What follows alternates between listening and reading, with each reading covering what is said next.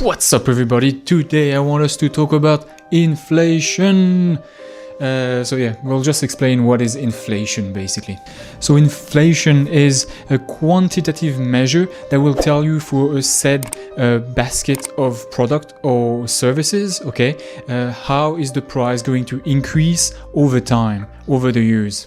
So with inflation, a unit of currency over the years will buy less than it previously did in prior times. So the inflation is usually expressed as a percentage, and it will show the decrease in purchasing power of a said currency. So it could be for a specific nation, the US dollar for Americans, Canadian dollars for Canadians, but it also could be like euro for the European Union.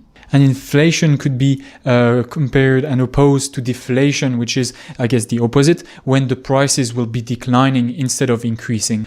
Those with tangible assets, like a house, a condo, like inflation, because it means that the asset is gaining in value over the years. Meanwhile, people that are holding cash, holding a lot of cash, they don't like inflation, because then their cash is losing its value, $1 20 years ago could have bought you way more than $1 today. And that's the role that the central bank are taking, where, for example, the Fed that we talk about a lot these days, with all the stimulus checks and the money being put into the American market, that's the role. They try to keep the inflation in check. Their role is try to look at the economy and try to make it run as smoothly as they can, like to smooth the curve. Now, there's three types of inflation. There's demand pull, Costpush, and built-in inflation, and we'll describe all three just now. Demand pull inflation occurs when the demand for a specific product or service is actually increasing quicker than the production capacity. And that will create a supply and demand gap, which will then lead to prices going up or down, but in our case, going up. So one very famous example that we'll use today is the example of oil. Over the past several decades, the demand for oil has greatly increased simply because it's used everywhere. However, it's a scarce resources. The supply for oil is limited, and the production is somewhat limited. So because of this crazy increase in demand, that's why you saw a price hike in the oil price over the years. And oil is actually a pretty interesting example because it's such a precious resource. The price increase actually had an impact on the overall economy and the prices increase in the general economy. Because oil is being used to produce so many things and also being used for transportation, of course. If the price increase in oil, you will see an increase in, phones, any kind of goods. The price will increase because they have to be transported from point A to point B. This transportation will become more expensive. And so consequently, the price of so many things in the market will go up when price of oils go up as well. And then there's the cost push effect. And that effect is due to the increase in price of the production inputs. So that could be increase in wages as well as raw material prices. And one subject I'll talk about for this cost push effect, it's the use of foreign workers by farmers in order to collect the crops. Well, let's imagine that, especially due to COVID, let's say, the foreign workers wouldn't have been able to go help the farmers, and we had to use local labor. I'm not arguing whether we should or shouldn't hire local labor. That's a completely other discussion. My point is, if we had to hire local labor to perform and gather the crops, local labor will inevitably ask for higher wages than foreign workers, as well as the fact that foreign workers have been doing this for years and years, so they are really well trained and can work crazy amount of hours.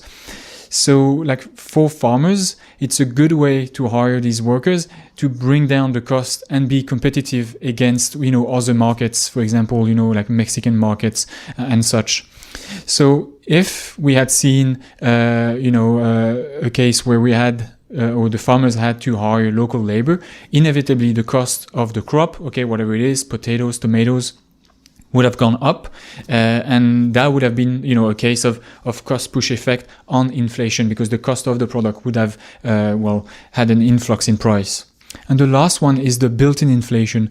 And this one is funny. It's only here because people have seen in the past some inflation due maybe to demand pull or cost push inflation.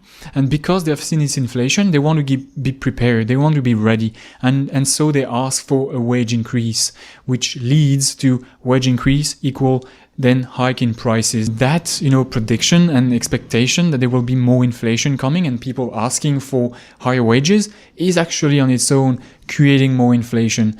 So it's actually called a wage price spiral, just because it's an endless loop, an endless spiral.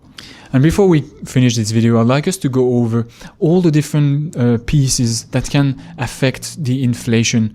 So let's say you have, you know, demand, okay? Then you have the prices of the goods or services.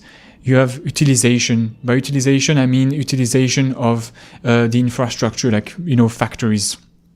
Then there's investment, you know, and profit. So if the utilization of a certain factory or a certain business is going up, well, there will be more investment coming in to build more factories. And consequently, there will be more profit because, you know, there's more product being sold, more services being offered, and so the profit will go up.